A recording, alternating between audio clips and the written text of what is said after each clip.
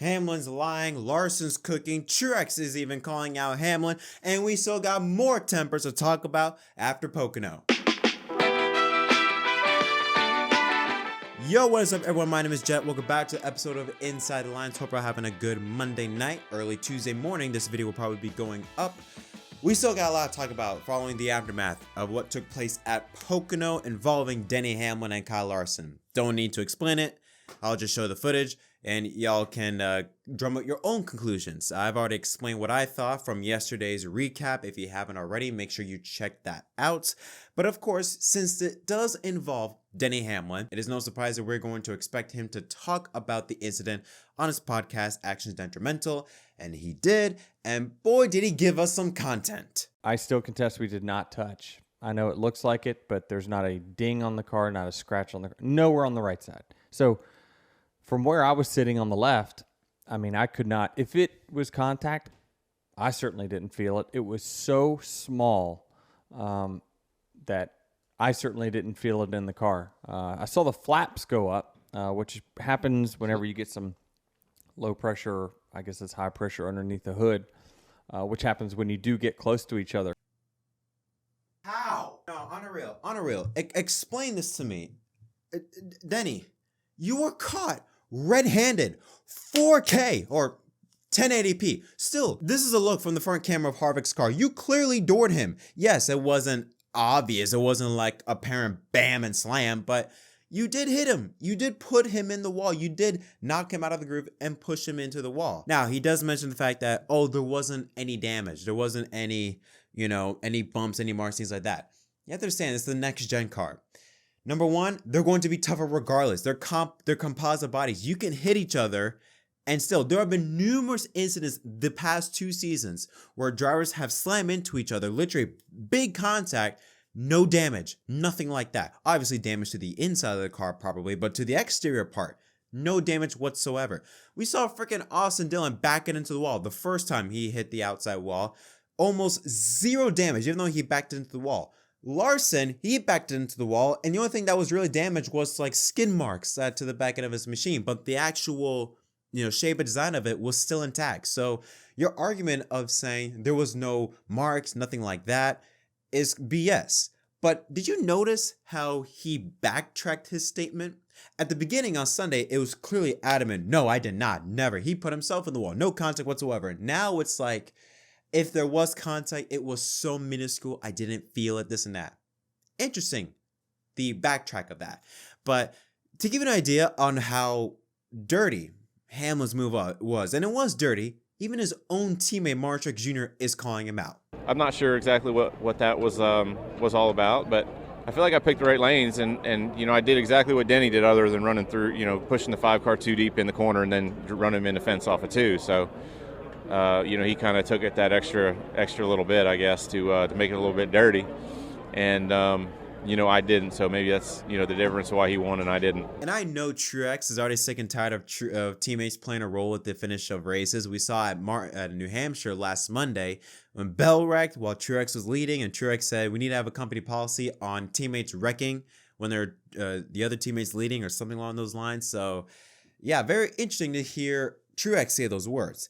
Now, Larson, he said a lot after his interview on Sunday, continued to say more on Monday during his podcast, shed some light about how he feels about the incident and also how he's being portrayed. Just it sucks, but you learn from things like that, and you race people differently going forward. So that's my full intention, is to not give him an inch like he hasn't been giving me a quarter of an inch. So yeah, and then kind of is what it is after that. But yeah, I mean, I feel like I can't deny that I have not made it moves exactly the same way as that, or put others in tough spots. But I feel like I can expect to be raced that same way back from those people, where I haven't put Denny in the wall. I've been spun off his front bumper, many a times now. So, I think eventually I have to get that respect back, because I obviously don't have it on his end. Yeah, I mean, he may respect my talent and stuff like that, like you said, but I feel like when we're racing with each other, I don't get the same respect that I feel like I give him. I understand. Again, I say to this on my review on Sunday that Larson ain't perfect. He's done really the same thing that other drivers did it to Bubba at Vegas. He did it to, well, Chase Elliott Fontana was a different story, but doored Elliott into the wall. Also Haley at the clash at the Coliseum in LA in 22, where he doored him into the wall, although it was to the inside wall. But Larson has had or Preece also at the Bristol Dirt this year. Larson has had a lot of incidents where he's done the same move that Hamlin did to him. Again, the key phrase in what Larson said was that Larson didn't do anything to Hamlin. In fact, Hamlin has done more to Larson than vice versa. We look, I think, Fontana in 2020, I believe it was, where Hamlin was pushing Larson and put Larson into the wall. Granted, it was more of a racing incident rather than pure intention, anything like that. Still, another first incident, Larson got the bad end of the stick while Hamlin went on to have a good finish. Kansas is quotation marks because I don't think Hamlin did anything wrong. But again, another situation where Hamlin and Larson are battling. Hamlin gets he did put Larson in an interesting position, but it was Larson's, Larson had a role in it. He did come out in front of Hamlin and, contact was made. Hamlin didn't purposefully turn Larson at Kansas. So yeah, different scenario. But again, another example of Hamlin ending up winning or having a good finish and Larson losing. And now, again, at Pocono, Hamlin winning, Larson finishing 20th after a situation between the two when they made contact. But this time it was clear as day. It was Hamlin's fault. There's no ifs or buts about it. Yeah, you could say, yeah, there was a lane there. I mean, yeah, but that's like the marbles, dude. Yeah, there was a lane, but Larson was going to fall back 10, 12 spots if he got up in the marbles. So there was a lane, but it was a lane that was not going to be beneficiary in any way. Now, an interesting note to point out that Dale Jr. pointed out on his Dale Jr. download earlier today that the reason why, that another example or another reason as to why maybe Hamlin raced Larson so aggressively is the fact that they are friends. And I completely understand that. If you're with your buddies, you have a lot more leeway what you can and can't do than you would to a complete stranger. So I get that. But again, this is, even though Kansas, we're not counting that, this is technically the third time now that at least I can remember of Larson and Hamlin going to battle, Hamlin winning, Larson losing. And Larson stated that in his podcast that he ain't going to play nice anymore with Hamlin, which as a race fan should make the next 15 races very fun to watch, because we know for a fact that the 11 and the 5 are going to contend for race wins for the rest of the season. Some way, shape, or form, either or for a next round or potentially for the championship. Who knows? But Larson's going to remember that.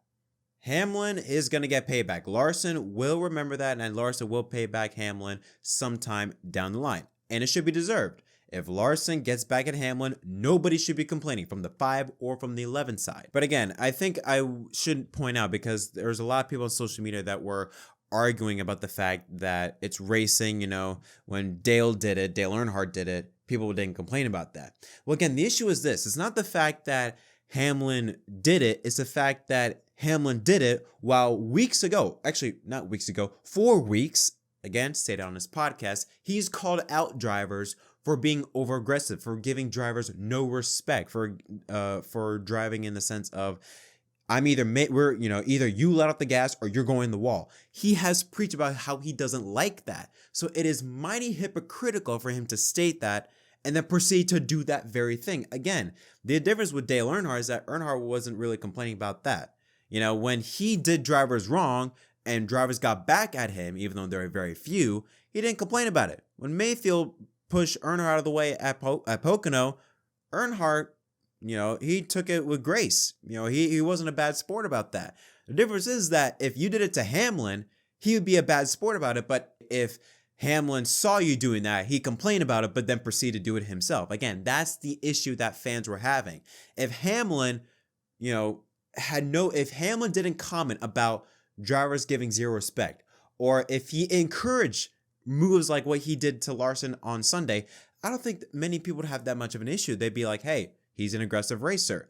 but because it is Hamlin and the fact that he has preached about drivers giving no respect and then proceeds to do that is the ultimate form of hypocrisy. And that is why I think this incident is so polarizing. It's such a massive moment currently for NASCAR, not only from a driver's, but from fans and analysts' perspective. But I will give credit to this for Hamlin. I love the fact that he's continuing to stir the pot. If you saw his Twitter post earlier today, he posted this. Thank you to Pocono. Shout out to all the 11 fans. Obviously, the fans gave him the middle finger, insinuating that, 11 fans, quote unquote, nice little joke. And I love the fact that he's continuing to stir the pot to get people mad or happy, at the very least, interested in Richmond next weekend. So I got to give credit to Denny on that. That's a good marketing move. But I also do understand, but I also have to say before we move on to the next part that I understand that there was a lot of things that are going through Denny's mind. It's like 50th career win. He stated that he's going to be very aggressive. He wants that 50th career win. 600th win for Toyota across all national series. To get your 50th win at the same track you got your first one. Again, I get there's a lot of things with it. So I understand that he want to be over aggressive. But I guess it's more or less the fact that it's the things that he said in the past and that for him to do that. If he had shut his mouth, not said anything about driver respect or anything like that, I wouldn't have that much of a problem with it. But again, because of what he's said in the past, that's what makes this moment more annoying and just more confusing. But we move. Not only that, but we also got some more beef regarding two back markers. I hate calling them back markers, but they are. But Ryan Preece and Corey LaJoie. Now, Ryan Preece, he was also in the center of controversy a little bit with the finish of the race. NASCAR decided to not throw the caution when Preece spun until the final lap. Well, we know why Preece was sideways to begin with. Contact in the tunnel turn between him and Corey LaJoie.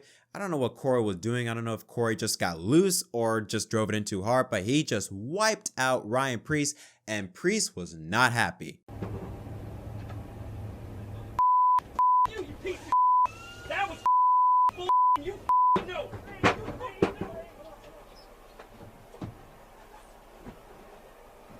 So yeah, instantly my mind went to the All-Star race in 2019 with Boyer and Newman. Just in that instant, there were actual fists flying. This one was just more of yelling at each other. But Preece has every right to be mad. I think this is like the second week in a row that he has had some type of issue with a driver. I remember, I think it was Monday at New Hampshire with Michael McDowell, I believe, where he had a little disagreement with him there. So back to back, he's having issues with drivers. And I think this is just on top of that, it's just a frustrating year, not only for the 41 team, but for anybody not named Harvick at Stewart-Haas Racing. Just a very frustrating year.